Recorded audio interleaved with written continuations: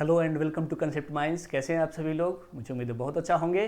तो चलिए अपने इस एथिक्स सीरीज में आगे बढ़ते हैं and we are continue with moral thinkers. पिछले क्लास में हम लोगों ने जो वेस्टर्न फिलोसफी के रूट रहे हैं उनको डिस्कस किया, सोक्रेट्स को डिस्कस किया and now we are here at प्लेटो।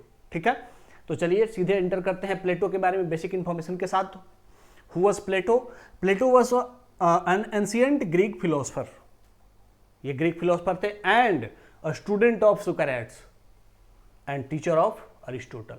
ये सुकरात के छात्र थे और अरस्तु के गुरु थे। He had written many books but यहाँ पे हम लोगों ने कुछ ही किताबों के नाम लिखे हैं, जैसे the Republic, symposium and apology. The Republic में इन्होंने जो गवर्नेंस का एक मॉडल होता है, गुड गवर्नेंस का जो मॉडल होता है उसके बारे में चर्चा करी है। सिंपोजियम में इन्होंने अपनी जो बेसिक ह्यूमन लाइफ की एथिक्स होनी चाहिए, फिलोसफी होनी चाहिए, उसके बारे में बात करी है। एंड अपोलॉजी में इन्होंने अपने जैसे जो इनके गुरु थे सुकराट्स, इनको फांसी की सजा दी गई थी और इनको जहर पिला करके मारा गया था। तो वहां पर अपने गवर्नेंस में क्या फॉल था और क्यों इनको फांसी हुई, इसके बारे में इन्होंने इसमें चर्चा करी है। ठीक है, इन्होंने जो जिस एरिया में काम किया है वो एरियाज हैं ethics, justice, virtue and governance. मतलब इन्होंने एथिक्स नैतिकता, जस्टिस न्याय, वर्च्यू सद्गुण एंड गवर्नेंस शासन प्रणाली के बारे में अपनी राइटिंग्स, अपनी फिलोसफी बताई है। ठीक है, तो चलिए सबसे पहले आते हैं। चूंकि हमें एथिक्स में इनके मोरल फिलोसफी को जानना है तो हम फिलोसफी की ओर आगे बढ़ते हैं। इनकी फिलोसफी का सबसे पहला और सबसे कोर कंसेप्ट आता है थ्योरी ऑफ फॉर्म्स। ये कहते हैं कि there are two types of world, okay, and the first one is world of forms and the next one is physical world। physical world में हम लोग रहते हैं and जो world of form है ये क्या है? यह एक ऐसी इमेजिनरी दुनिया है, एक इमेजिनरी कंसेप्ट ऑफ वर्ल्ड है जो क्या है? जो परफेक्ट है, आइडियल है। जैसे हिंदुइज्म में क्या कहा जाता है? हिंदुइज्म में राम राज्य की कंसेप्ट की बात की जाती है। तो राम राज्य क्या है? एक आइडियल है। कैसा आइडियल? परफेक्ट आइडियल, कि जहां पर गवर्नेंस बहुत अच्छा हो, जहां पर किसी के साथ कोई भेदभाव नहीं हो, जहां पर इक्वालिटी हो, सोशल जस्टिस हो, ठीक है, सबके पास अपॉर्चुनिटी हो। तो यहां पर प्लेटो भी यही कहते हैं कि जो वर्ल्ड ऑफ फॉर्म्स है, वर्ल्ड ऑफ फॉर्म है, वो कैसा है? वो परफेक्ट और आइडियल है। और हम क्या करते हैं? हम अपने इमेजिनेशन में उसी वर्ल्ड ऑफ फॉर्म में कंसेप्ट्स को देखते हैं। मतलब जैसे हम सोते हुए सपने देखते हैं, उसी तरीके से हम लोग कभी कभी ऐसा सोचते सोचते उसी वर्ल्ड ऑफ फॉर्म में इमेजिन करने लगते हैं कि अच्छा ये चीज ऐसी होनी चाहिए। तो वो जो परफेक्ट इमेजिनेशन है उसी को ये कहते हैं, वो क्या है? World of forms. तो उसी परफेक्ट इमेजिनेशन को हम इस रियल वर्ल्ड में, फिजिकल वर्ल्ड में क्या करते हैं? कॉपी करने की कोशिश करते हैं। तो जब कॉपी करते हैं तो वह पूरा पूरा परफेक्ट नहीं होता है। जैसे जस्टिस का कंसेप्ट, न्याय कैसा होना चाहिए? तो न्याय सबको इक्वल अपॉर्चुनिटी के साथ मिलना चाहिए, किसी के साथ कोई डिस्क्रिमिनेशन नहीं होना चाहिए और कोई बड़ा छोटा ऊंच नीच न्याय के निगाह में नहीं होना चाहिए। लेकिन क्या दुनिया में ऐसा जस्टिस सिस्टम एग्जिस्ट करता है? क्या?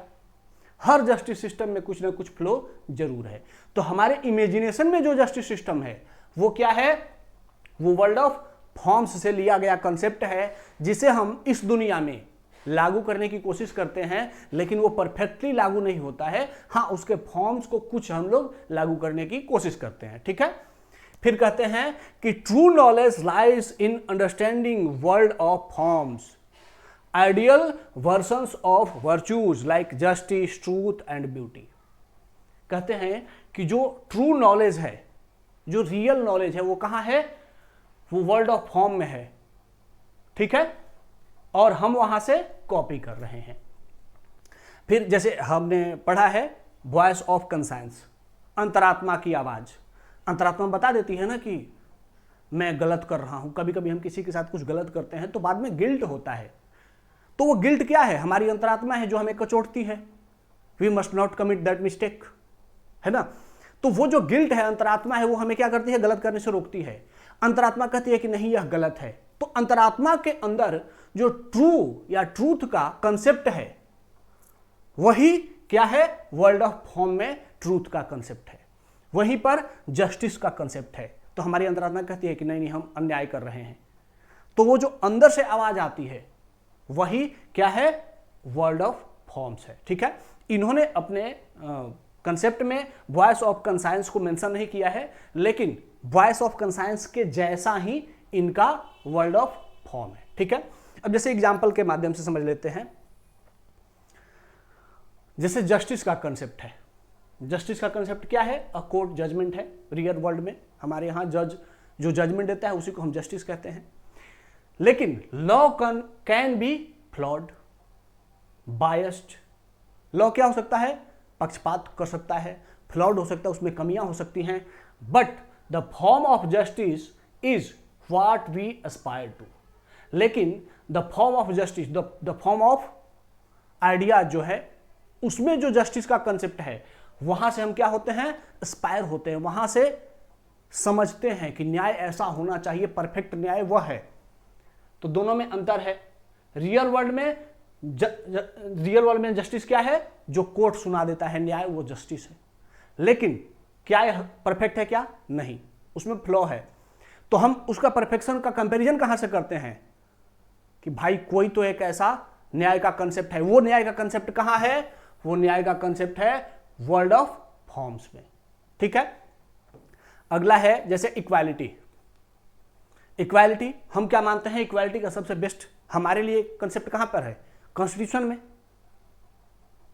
कॉन्स्टिट्यूशन कहता है ना इक्वालिटी, समानता, सामाजिक आर्थिक राजनीतिक न्याय के साथ साथ बहुत सारी समानताओं की बात करता है।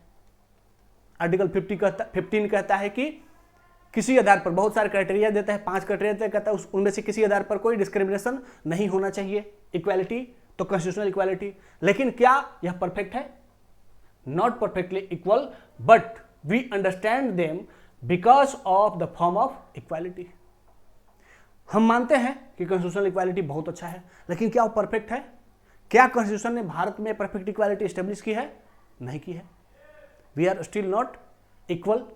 ओके, एंड कॉन्स्टिट्यूशन कुछ भी कर लेगा तब भी परफेक्ट इक्वालिटी, कितना भी बढ़िया कॉन्स्टिट्यूशन हो जाए, उसको 100% अप्लाई भी कर दोगे तब भी परफेक्ट इक्वालिटी नहीं आएगी, तब भी डिफरेंसेस बने रहेंगे। तो वो जो डिफरेंसेस हम मेजर करते हैं कि ये डिफरेंस है, वो कहां से, कि हमने इमेजिनेशन में एक इक्वालिटी का कंसेप्ट सोचा है जहां पर कोई बड़ा छोटा नहीं है, सब एक समान है। तो वो है एक आभासी दुनिया। प्लेटो कहते हैं कि वो जो कंसेप्ट है वो रियल वर्ल्ड है, और वहीं से हम कंसेप्ट लेते हैं और यहां पर जो अप्लाई करते हैं तो उसमें कुछ फ्लो आ जाता है, मतलब वो कुछ परफेक्टली अप्लाई नहीं होता है, लेकिन वो कंसेप्ट वहीं से आता है। ठीक है, अगला कंसेप्ट इनका है एल्गरी ऑफ द केव। इसमें प्लेटो एक कहानी बताते हैं कि एक इमेजिनरी कहानी बताते हैं कि एक कोई कैदी है जिसको जेल में बंद कर दिया गया है। कैसे जेल में? उसके हाथ पैर में रस्सी बांध करके और एक गहरे गुफा में बंद कर दिया गया है, केव में। ठीक है, और उस गुफा से बाहर की दुनिया का कुछ भी नहीं दिखता है, सिर्फ बाहर की दुनिया का जो छाया है, जो शैडो है, सिर्फ वो शैडो दिखता है। तो वह गुफा में बैठे बैठे कैदी उस शैडो को देख करके और बाहरी दुनिया का क्या करता है, इमेजिनेशन करता है कि बाहर की दुनिया ऐसी होगी। ठीक है, लेकिन गलती से एक बार वह अपने बेड़ियों को तोड़ करके भाग जाता है। तो जब भाग जाता है तो बाहर का रियल वर्ल्ड देखता है, तो वहां पर उसे रियल ट्रूथ दिखता है। तो जैसा वो इमेजिनेशन करता था, क्या वो वैसा ही है? नहीं। वो जो शैडो देखता था, वो शैडो बाहर रियलिटी में वैसा नहीं है, उससे बहुत अलग है। ठीक है, तो उसी को एक्सप्लेन करते हुए, उस कहानी को एक्सप्लेन करते हुए प्लेटो कहते हैं कि जैसे कोई पर्सन है grown up in a closed and restrictive environment with limited exposure to different ideas. किसी भी पर्सन का जिसका कि ग्रोथ हो रहा है एक बंद सराउंडिंग में, हम सभी के अपने क्या हैं, बायस। हम किसी ना किसी फैमिली में ग्रो किए हैं, उस फैमिली का जो वैल्यू है, उस फैमिली के जो आइडियाज हैं, उस फैमिली का जो कंसेप्ट है, वो हमारे अंदर इनकलकेट है। ठीक है, तो अगर पैट्रियार्कल फैमिली है तो हमारे अंदर पैट्रियार्की है। अगर फैमिली जिसमें बहुत सारे भेदभाव किए जाते हैं, रेशियल डिस्क्रिमिनेशन होता है तो हमारे अंदर रेशियल डिस्क्रिमिनेशन है। तो मतलब कि हम दुनिया के सबसे परफेक्ट कंसेप्ट के साथ अलाइंड नहीं है, हमारे अंदर भी फ्लो है, हमारे अंदर भी कमियां हैं। क्यों? क्योंकि हमारा अपना फ्रेम है देखने का, नजरिया अपना है, अपना चश्मा है। अब इस कंसेप्ट के साथ एल्गरी ऑफ द केव के साथ प्लेटो बताते हैं कि ये जो हमारी ब्रिंगिंग हो रही है वो एक क्लोज एंड रिस्ट्रिक्टिव एनवायरनमेंट में हो रही है, जो कि डिफरेंट आइडियाज के साथ हमें एक्सपोजर नहीं मिल रहा है। तो इसीलिए हम मान लेते हैं कि हम ही परफेक्ट हैं, but we are not perfect, we are not absolute true at any situation. तो हमें क्या करना है? तो वे कहते हैं कि जब तुम भी अपने उस बंधन को तोड़ करके रियल वर्ल्ड में आओगे, बाहर जाकर के दुनिया को देखोगे, मतलब अपना जो पूर्वाग्रह है, प्रजम्पशन है, उसको छोड़ करके, और तब जब अपनी आंखें खोल करके दुनिया को देखोगे तब तुम्हें रियल दुनिया दिखेगी। ठीक है? तो इसीलिए ये क्या कहते हैं कि किसी भी ट्रूथ को, अपने ट्रूथ को ट्रूथ मत मान लो। जैसे जैनिज्म में अनेकांतवाद का कंसेप्ट है, क्या कहता है अनेकांतवाद का कंसेप्ट? कि सत्य एक नहीं होता है, अलग अलग एंगल से देखने पर सत्य अलग अलग होता है। इसीलिए तुम्हारा सत्य ही सत्य है, ऐसा सत्य नहीं है, ऐसा परफेक्ट नहीं है। इसीलिए दूसरों के सत्य को भी देखने की कोशिश करो। जैनिज्म में अनेकांतवाद यही कहता है, एंड एल्गरी ऑफ द केव के माध्यम से प्लेटो भी यही कहना चाहते हैं कि जो तुमने अपना एक परसेप्शन बना रखा है कि जो तुम्हारा जजमेंट है वही परफेक्ट है, जो तुम्हारी जस्टिस सिस्टम है वही परफेक्ट है, तो उस गुफा से बाहर निकलो, तब दिखेगा कि तुम्हारे अंदर बहुत फ्लो था, तुम गलत इमेजिनेशन कर रहे थे, बाहर की दुनिया कुछ और है। ठीक है? अगला कंसेप्ट लेकर के आते हैं वर्च्यू एथिक्स, सद्गुण नीति शास्त्र। ओके?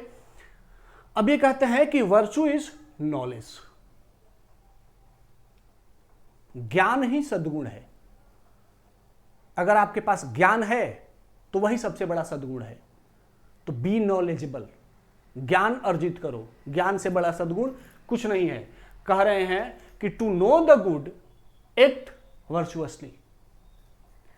अगर अच्छा क्या है यह जानना चाहते हो तो क्या करो? वर्चुअसली एक्ट करो, मतलब नॉलेज बढ़ाओ। जितना ज्यादा पढ़ोगे, जितना ज्यादा जानोगे, उतने ज्यादा क्या करोगे? अच्छा जीवन जियोगे, अच्छा बिहेव करोगे। ठीक है? फिर कहते हैं कि 4 कार्डिनल वर्चूज। वर्चूज कितने हैं? 4 हैं। Virtue is knowledge and 4 types of virtues. तो क्या है? पहला है विजडम, ज्ञान। ज्ञान ही सद्गुण है। ठीक है? कह रहे हैं कि वर्चू कितने टाइप के होते हैं? 4। पहला है ज्ञान। ज्ञान क्या करता है? हमें रेशनल बना देता है, अंडरस्टैंडिंग टू गुड।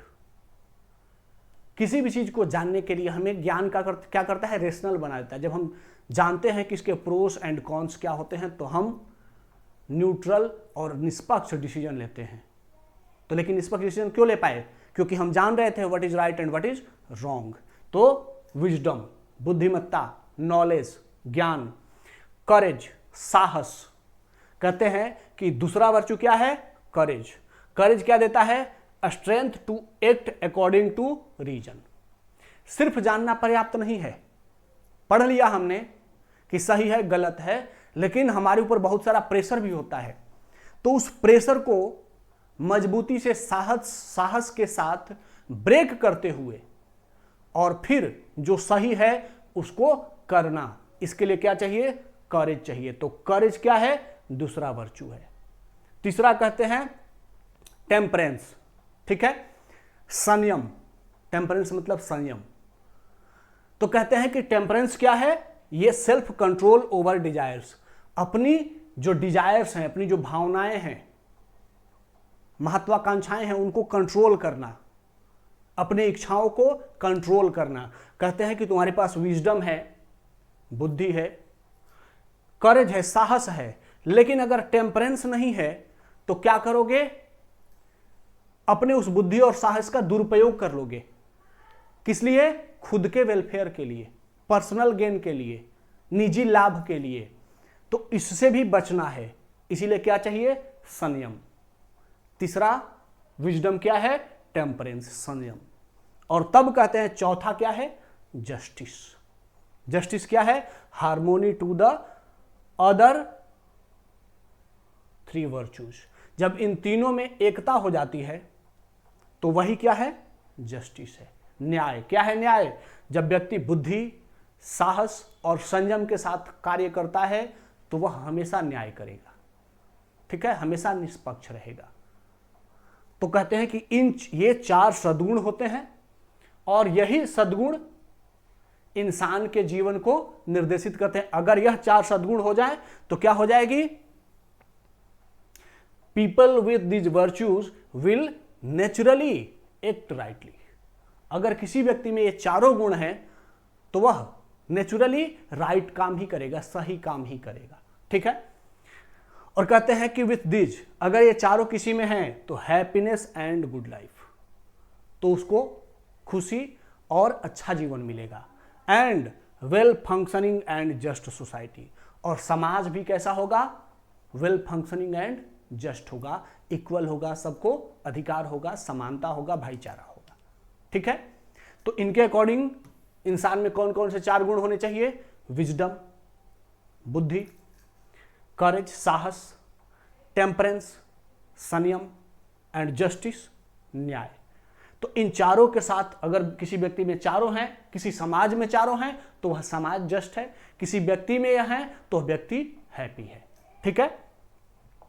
अब इनका अगला कंसेप्ट आता है, concept of justice. Concept of justice को ये 2 भाग में डिवाइड करते हैं, इंडिविजुअल लेवल पे एंड सोसाइटी के लेवल पे, ठीक है। इंडिविजुअल लेवल पे कहते हैं कि इंडिविजुअल जस्टिस कैसे आएगा, तो द सोल हैज 3 पार्ट, हमारी जो आत्मा है उसके 3 पार्ट हैं। पहला रीजन, उसमें तर्क है, स्पिरिट भावना है, एंड एपेटाइट इच्छा है। क्या है, तर्क, भावना एंड इच्छा, यह हमारे आत्मा के गुण हैं, जिसमें तर्क होती है, भावना होती है और इच्छा होती है। तर्क जिससे कि हम रेशनल हो पाते हैं, ठीक है, स्पिरिट भावना जो कि हमें इमोशनल करती है, और एपेटाइट इच्छा जो कि हमें डिजायर देती है, हमें महत्वाकांक्षा देती है। अब कहते हैं कि justice occurs when reason governs spirit and appetite. कहते हैं कि जो हमारी स्पिरिट है, ठीक है, मतलब जो हमारी भावना है, और एपेटाइट जो हमारी इच्छा है, इन दोनों को अगर हम रीजन से, तर्क के माध्यम से कंट्रोल रखते हैं तब क्या होता है, जस्टिस होता है। Personal justice, individual justice. हम अपने साथ न्याय कब करते हैं, जब अपनी भावना और इच्छा को तर्क के आधार पर कंट्रोल करते हैं। नहीं, मेरी यह भावना सही नहीं है, यह दूसरों के लिए गलत है, यह मेरे लिए गलत है। तो तर्क के आधार पर जब हम अपने भावना और इच्छा को कंट्रोल रखते हैं तो हम अपने साथ न्याय कर रहे होते हैं। तो न्याय हमें अपने साथ भी करना है और दूसरों के साथ भी करना है। तो अपने साथ करने के लिए क्या करना है, जो रीजन है, जो तर्क है, उससे अपनी इच्छा और भावना को नियंत्रित रखना है, ठीक है। और ये तीनों क्या है, आत्मा के 3 गुण हैं, okay. They are 3 parts of soul, ठीक है। तो इससे क्या होगा, इससे इनर हार्मोनी होगी, मतलब आंतरिक पीस होगा। It will establish inner peace inside peace, okay. Then here comes social justice. अब हमने देख लिया इंडिविजुअल लेवल पे जस्टिस कैसे होगा, अब आते हैं सोसाइटी के स्तर पर जस्टिस कैसे होगा। तो ये इन्होंने सोसाइटी को 3 भाग में बांटा कि सोसाइटी में 3 टाइप के लोग रहते हैं। पहला रूलर्स, ठीक है, second warriors, and third producers. Producers में फार्मर्स या फिर आर्टिजन्स, ठीक है। तो इन्होंने कहा किसी भी सोसाइटी में 3 तरीके के लोग होते हैं। जो रूलर्स हैं उनको कैसा होना चाहिए, फिलोसफर विथ विजडम। इन्होंने फिलोसफर किंग नाम का एक कंसेप्ट दिया। किंग कैसा होना चाहिए, फिलोसफर होना चाहिए, मतलब जिसको कि फिलोसफी आती हो, जिसमें बुद्धिमत्ता हो। फिलोसफी में उन्होंने शामिल किया, उसमें क्या हो, विजडम एंड एथिक्स, जिसमें ज्ञान और नैतिकता दोनों हो। तो रूलर कैसा हो, जिसमें ज्ञान एंड नैतिकता दोनों हो, तो वो क्या करेगा, रीजन्स के आधार पर, तर्क के आधार पर डिसीजन लेगा। सेकेंड क्लास है वॉरियर्स। वॉरियर्स क्लास क्या है, प्रोटेक्टर क्लास है विथ करेज। तो जो वॉरियर क्लास है उसमें करेज होना चाहिए ताकि वह सोसाइटी को प्रोटेक्ट कर सके। And third one is producers, ठीक है, जो कि प्रोडक्शन करते हैं, फार्मर्स एंड आर्टिजन्स। अब ये कहते हैं कि सोसाइटी में जस्टिस तब आएगी जब each class will perform its role without overstepping. जब सभी वर्ग, जैसे राजा है वो अपना काम करेगा, वॉरियर क्लास अपना काम करेगा एंड प्रोड्यूसर क्लास अपना काम करेगा without overreaching their boundaries, अपने सीमाओं को बिना वायलेट किए हुए, किसी दूसरे के मामले में बिना इंटरफेयर किए अपना काम करेगा, तो सोसाइटी में क्या होगा, जस्टिस होगा। ठीक है, तो सोसाइटी में जस्टिस कब आएगा, हमने पढ़ा है ना हमारे यहाँ डेमोक्रेसी में, सेपरेशन ऑफ पावर, मतलब कि अगर पावर सेपरेट रहेगा, जुडिशरी अगर किसी के मामले में, लेजिस्लेटिव के मामले में इंटरफेयर नहीं करेगी, लेजिस्लेशन करते हुए जुडिशरी के मामले में इंटरफेयर नहीं होगा, तो ये क्या होगा, सेपरेशन ऑफ पावर क्या करेगा, जस्टिस देगा। ये कह रहे हैं प्लेटो। तो सोसाइटी में अगर जस्टिस चाहिए तो सबको क्या करना है, सबके लिए जो वर्क डिसाइडेड है, आपका जो काम है, सिर्फ अपने काम पर फोकस करोगे तो सबके साथ न्याय होगा। अपने काम की बाउंड्री को क्रॉस करोगे तो दूसरे के साथ अन्याय शुरू हो जाएगा। ठीक है, फिर आगे बढ़ते हैं। फिर कहते हैं कि फिर देखते हैं कि भाई इनके जो फिलॉसफी रहे हैं, इनका जो फिलॉसफी रहा उसका यूज क्या है सिविल सर्वेंट्स के लिए। तो देखते हैं, सबसे पहला है इथिकल लीडरशिप। इन्होंने जो फिलोसफर किंग का कंसेप्ट दिया, किंग कैसा होना चाहिए, फिलोसफर होना चाहिए जिसमें विजडम एंड एथिक्स होना चाहिए, मतलब बुद्धिमत्ता भी हो और नैतिकता भी हो। तो वो कौन है, रूलर है। तो हमारे यहाँ सिविल सर्वेंट्स लीडरशिप करते हैं, गवर्नेंस को रूल करते हैं, मैनेज करते हैं, तो वो भी कैसे होने चाहिए, फिलोसफर किंग की तरह, जिनमें कि विजडम भी हो और एथिक्स भी हो। ठीक है, फिर कहते हैं ऑब्जेक्टिव डिसीजन मेकिंग, जैसे allegory of the cave. Allegory of the cave क्या है, अज्ञानता की जो गुफा है, उस अज्ञानता की गुफा से बाहर निकल करके बाहर की दुनिया, मतलब जो अपना प्रजम्पशन है, जो अपना पूर्वाग्रह है, उसको छोड़ करके और रियल डिसीजन लेना, वास्तविक डिसीजन लेना, वास्तविक परिस्थितियों के आधार पर अपना जो अंदर का पूर्वाग्रह है उसको छोड़ो और तब डिसीजन लो। तो इससे क्या होगा, ऑब्जेक्टिव डिसीजन मेकिंग होगा। जो सिविल सर्वेंट्स होंगे अपना जो प्रिजम्पशन है, जो अपना पूर्वाग्रह, उसको छोड़ करके डिसीजन लेंगे तो सोसाइटी में जस्टिस होगा, सबके साथ न्याय होगा। अगला है public welfare, concept of justice. क्या कहते हैं कंसेप्ट ऑफ जस्टिस में, कि सबको अपने अपने काम करने चाहिए, no one should violate boundary of others. तो अगर सिविल सर्वेंट्स अपने जो उनके सिविल कोड ऑफ एथिक्स है, कोड ऑफ गवर्नेंस है, कोड ऑफ कंडक्ट है, उसके अकॉर्डिंग काम करेंगे और अपने बाउंड्री को याद रखेंगे कि मुझे काम करते समय इन बातों के लिए इंस्ट्रक्टेड है, उसको फॉलो करेंगे, तो क्या होगा, जस्टिस होगा। वो किसी और की बाउंड्री, अब क्या करने लगते हैं सिविल सर्वेंट्स, अपने जो रूल ऑफ, उनके लिए जो कोड ऑफ कंडक्ट है उसको वायलेट करके पावर दिखाने लगते हैं, पब्लिक में जाकर के लोगों को डांटने मारने लगते हैं। तो ये क्या है, वो अपने बाउंड्री को क्रॉस कर रहे हैं, लेकिन उन पर कोई बहुत ज़्यादा स्ट्रिक्ट कंट्रोलर नहीं है, इसीलिए वो दूसरे की बाउंड्री को क्रॉस करते हैं और फिर भी उन पर कोई एक्शन नहीं होता है। तो ऐसे में प्लेटो कह रहे हैं कि कंसेप्ट ऑफ जस्टिस इंट्रोड्यूस करोगे तो क्या होगा, पब्लिक वेलफेयर होगा। सिविल सर्वेंट्स अपना ड्यूटी को इंजॉय करेंगे, अपनी ड्यूटी को पहचानेंगे। अगला है कंटिन्यूअस लर्निंग। वो कह रहे हैं थ्योरी ऑफ फॉर्म्स में से, थ्योरी ऑफ फॉर्म क्या है, एक इमेजिनरी वर्ल्ड जिसमें कि सब चीज क्या है, परफेक्ट है। तो वो इमेजिनरी वर्ल्ड में जो सब चीज परफेक्ट है उसको महसूस करो। तो कहते हैं कि सिविल सर्वेंट्स को भी क्या होना चाहिए, एक परफेक्ट आइडियल को दिमाग में रखना चाहिए, महसूस करना चाहिए कि सबसे अच्छा जो कोई प्लान इंप्लीमेंट करना है, तो इस प्लान को इंप्लीमेंट करने का सबसे अच्छा तरीका क्या होना चाहिए, उन्हें यह जानकारी होना चाहिए। और ये कहां से आएगा, जब वो इमेजिनेशन करेंगे, पढ़ेंगे। ठीक है, तो इसलिए ये कह रहे हैं कि कंटिन्यूअस लर्निंग, जैसे थ्योरी ऑफ फॉर्म्स में जो बेस्ट चीजें, सबसे बेस्ट फॉर्म ऑफ आइडियाज डाले गए हैं, वहां से सोचो और फिर उसको अप्लाई करो। ओके, फिर resolving ethical dilemmas. Civil servants बहुत बार पर्सनल वर्सेस पब्लिक डायलेमास में उलझ करके रह जाते हैं, बहुत परेशान होते हैं। तो ऐसे में इनका जो वर्चू एथिक्स का कंसेप्ट है कि किसी भी इंसान में क्या होनी चाहिए, 4 वर्चूज होनी चाहिए, wisdom, courage, temperance and justice.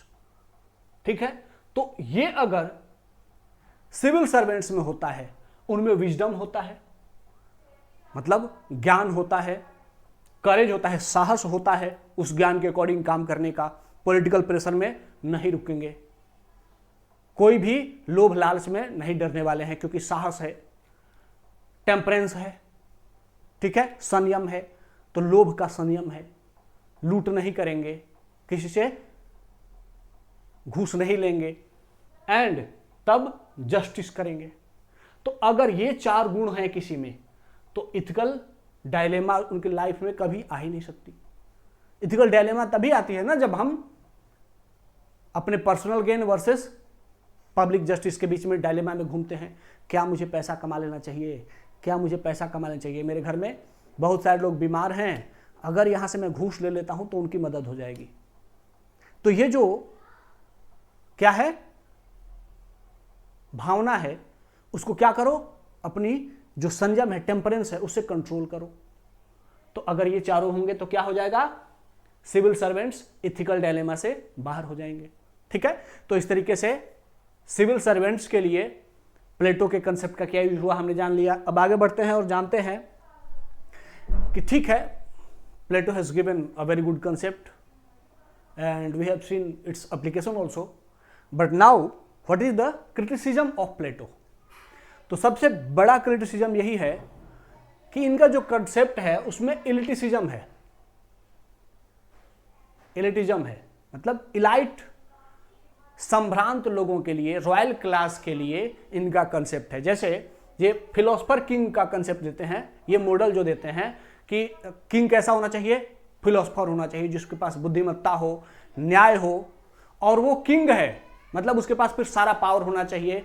तो जब ये फिलोसफर किंग का कंसेप्ट लेकर के आते हैं तो क्या करते हैं, मान लेते हैं कि सिर्फ कुछ ही लोग ऐसे होंगे जो गवर्न कर सकते हैं, मतलब सभी के पास गवर्नेंस की पावर नहीं होगी। ठीक है, तो ये जो डेमोक्रेसी का कंसेप्ट है इसके अगेंस्ट चला जाता है। डेमोक्रेसी में क्या है, डेमोक्रेसी में हम मानते हैं कि सब क्या कर सकते हैं, सब गवर्नेंस कर सकते हैं, सब इलेक्शन लड़ करके प्रधानमंत्री बन सकते हैं, सब में ये क्षमता है। लेकिन प्लेटो क्या मानते हैं, नहीं, कुछ लिमिटेड लोग ही हैं जिनको कि रूल करने की क्षमता है, क्योंकि उनमें क्या होनी चाहिए, फिलोसफर किंग का जो आइडियल है वो होना चाहिए। ठीक है, नेक्स्ट वन इज इम्प्रैक्टिकलिटी है। जो इनके थ्योरीज हैं, जैसे थ्योरी ऑफ फॉर्म्स है, किसी भी चीज का परफेक्ट आइडियल इमेजिनेशन करना। ठीक है, बहुत बढ़िया बात है, आइडियल इमेजिनेशन कर लो, लेकिन क्या वो प्रैक्टिकल में हम लागू कर सकते हैं? तो कभी भी जो आइडियल्स होते हैं वो हमारे लिए प्रैक्टिकल नहीं होते हैं। हमें प्रैक्टिकलिटी में बहुत सारे चैलेंजेज होते हैं, बहुत सारी चुनौतियां होती हैं, उनके साथ मिलकर के, जैसे सोशल जस्टिस का कंसेप्ट हमारे कॉन्स्टिट्यूशन में है, कॉन्स्टिट्यूशन में भी सोशल जस्टिस का या फिर जो फंडामेंटल राइट्स हैं लोगों के लिए वो फंडामेंटल हैं, बट उन पर भी क्या है, उन पर भी लिमिटेशंस लगाया गया है और कॉन्स्टिट्यूशन में ही लगाया गया है। तो लिमिटेशंस क्यों लगाया गया है? फंडामेंटल राइट तो सबको फंडामेंटल है, दे देने चाहिए थे, लेकिन फिर भी लिमिटेशन क्यों? क्योंकि हम रियल टाइप का जो फंडामेंटल राइट इमेजिनेशन करते हैं वैसा एप्लीकेशन में पॉसिबल नहीं है, इसीलिए हम क्या करते हैं, फंडामेंटल राइट पर भी लिमिटेशंस लगा देते हैं। ओके, तो ये जो थ्योरी ऑफ फॉर्म्स है वह क्या है, इम्प्रैक्टिकल है टू इंप्लीमेंट। ठीक है, अगला है रिजिडिटी। ये भी अपने कंसेप्ट के साथ यूनिवर्सल डेफिनेशन लेकर के आते हैं जस्टिस का, कि जस्टिस क्या होना चाहिए, कि जो सभी कोई अपने अपने दायरे में रह करके काम करेगा तो जस्टिस होगा।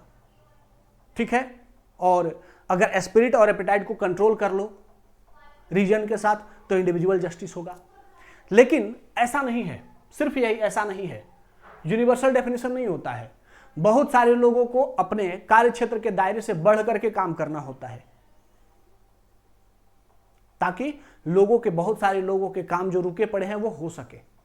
तो अपने दायरे से बहुत सारे लोगों को बाहर जाना पड़ता है, और अगर सिर्फ अपने दायरे में रहेंगे तो किसान हमेशा किसान रहेगा, राजा हमेशा राजा रहेगा, सैनिक हमेशा सैनिक रहेगा। तो यहां पे किसान को राजा बनने का नहीं है जरूरत है ना। अगर किसान में योग्यता है तो उसे राजा बननी चाहिए, लेकिन ये कहते हैं क्या है कि नहीं, सबको अपने अपने दायरे में ही काम करना चाहिए, उसको दूसरे के दायरे को वायलेट नहीं करना चाहिए। ठीक है, तो यह भी रिजिडिटी है। साथ ही इसमें इंडिविजुअल फ्रीडम बहुत कम है। ठीक है, लोगों की स्वतंत्रता को इन्होंने ध्यान नहीं दिया है। क्या कहते हैं, परफॉर्म योर ड्यूटी ओनली। आप राइट के बारे में नहीं सोचो, ड्यूटी करो, और ड्यूटी करोगे तो न्याय होगा, जस्टिस होगा। ठीक है, कंसेप्ट ऑफ जस्टिस क्या कहता है कि आप सिर्फ ड्यूटी करो। तो ये क्या हो गया, ये तो एक ऑथोरिटेरियन स्टेट हो गया जो लोगों से कहता है कि डू योर ड्यूटी, और ड्यूटी नहीं करोगे तो मैं पनिशमेंट दूंगा। हाँ, फंडामेंटल राइट का सोचो भी मत, सिर्फ ड्यूटी करो। तो ये क्या है, इंडिविजुअल फ्रीडम को कर्व करता है। तो इस तरीके से प्लेटो की जो फिलॉसफी है इसका हमने क्रिटिसिज्म भी देख लिया। अब आते हैं कुछ कोट्स हैं प्लेटो के जो कि बहुत इंपॉर्टेंट है। इसको लेकर के आप ऐसे भी स्टार्ट कर सकते हैं और एथिक्स के आंसर में भी इसको यूज कर सकते हैं। And this is, opinion is the medium between knowledge and ignorance. Knowledge and ignorance के बीच का जो मीडियम है वो क्या है, ओपिनियन है। मतलब जो ओपिनियन है वह क्या हो सकता है, इग्नोरेंस भी हो सकता है, नॉलेज भी हो सकता है, लेकिन जो नॉलेज है वह ओपिनियन नहीं है। नॉलेज है, नॉलेज मतलब मैं जानता हूं। ओपिनियन में आप परफेक्टली नहीं जानते हैं, इमेजिनेशन करते हैं। तो जो इग्नोरेंस है आप परफेक्टली नहीं जानते हैं, जबकि प्लेटो क्या कहते हैं कि ज्ञान ही सद्गुण है, ज्ञान को बढ़ाओ, नॉलेज इज विजडम। ठीक है, तो ये जो ओपिनियन है इस पर कभी मत चलो, लोग क्या सोचते हैं, तुम्हारा ओपिनियन क्या है, इस पर कभी मत चलो। हमेशा क्या करो, नॉलेज को बढ़ाओ, क्योंकि ओपिनियन क्या है, इग्नोरेंस है। फिर the measure of a man is what he does with power. जो जॉर्जियस प्लेटो की एक बुक है उसमें बहुत फेमस कोट है कि किसी भी व्यक्ति के पावर को और उसके व्यक्तित्व को, पर्सनालिटी को जज करना है, मेजर करना है, तो वह शक्ति मिलने के बाद कैसा वर्क करता है इसको ध्यान में रखो, तब उसका रियल फेस सामने आएगा। जैसे Ravana he was a very famous saint before being the king of Lanka. Lanka का राजा बनने से पहले वो क्या था, बहुत बड़ा दानी, पुजारी, तपस्या करने वाला था। लेकिन जैसे ही लंका का राजा बना ही बिकेम क्रूएल। तो ये जो क्रूएल्टी उसके अंदर है जो बाद में राजा बनने के बाद आई, यही उसका रियल गुण था। बस वो राजा बनने से पहले अपने रियल गुण को छुपा रहा था, दुनिया के सामने वो झूठा कैरेक्टर शो कर रहा था। तो इसीलिए प्लेटो कहते हैं कि अगर किसी मैन को मेजर करना है तो देखो कि वो पावर के साथ क्या करता है। ठीक है, मुझे उम्मीद है प्लेटो के बारे में आप लोगों को बहुत अच्छे तरीके से कंसेप्ट क्लियर हो गया होगा, और यूपीएससी या कोई भी स्टेट कमीशन का इस पर जो भी क्वेश्चन बनता है वो आप लोग बहुत परफेक्टली लिख पाएंगे। तो चलिए आज इस सेशन को यहाँ पर एंड करते हैं, मिलते हैं नेक्स्ट सेशन में, तब तक के लिए धन्यवाद, जय हिंद।